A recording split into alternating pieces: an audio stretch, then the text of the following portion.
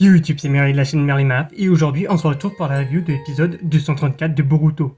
Un épisode qui n'a rien d'exceptionnel mais qui fait quand même passer le temps. C'est vraiment dommage parce que je pense qu'on aurait pu faire vraiment un truc extrêmement sympa avec cet épisode.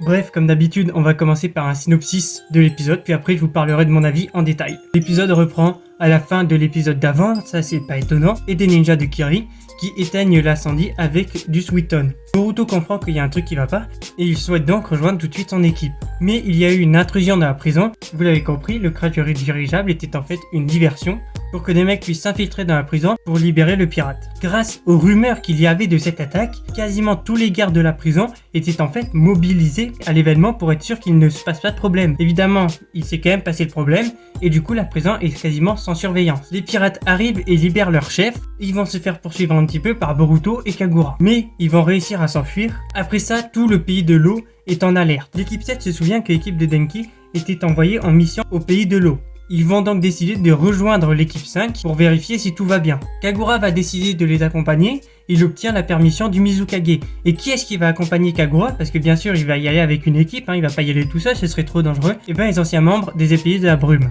Vous doutez bien qu'au début, ça le fait pas trop, mais ils vont être un petit peu obligés de collaborer ensemble. Selon la preview, l'épisode prochain va donc nous raconter le voyage de l'équipe 7 et de l'équipe de Kagura vers l'île où il y a l'équipe 5. Bref, on va passer à l'analyse technique de cet épisode. Est-ce que c'était un bon épisode? Comme d'habitude, on va commencer par les dessins et l'animation. Alors là où sur les dessins, je n'ai pas grand chose à dire, c'est vraiment propre quasiment tout le long de l'épisode, même si je trouve que le chef des pirates est assez mal dessiné. Pour ce qui est de l'animation, j'ai trouvé l'animation plutôt molle, ce qui est un petit peu bête parce qu'il y a pas mal de combats. Mais là où l'animé ne s'est pas foiré, c'est sur les effets spéciaux, les effets de lumière et aussi sur l'eau. Pour ce qui est du scénario, c'est le plus intéressant, c'est vraiment un bon scénario et j'ai hâte de la semaine prochaine. Et la musique était sympa aussi, mais moins bonne que l'épisode précédent, j'ai trouvé. Bref, pour finir, c'est un épisode qui pour moi mérite 6 sur 10 au maximum, je peux pas mettre beaucoup plus. Ceci dit, il plante le décor pour l'épisode prochain, mais en fait, ça aurait été bien que les efforts soient mis sur cet épisode, parce que l'épisode prochain, il semble qu'il y ait des efforts, mais sur cet épisode, j'ai vraiment eu l'impression qu'ils n'ont pas eu le temps de finir l'animation. L'animation a des gros problèmes de dynamisme,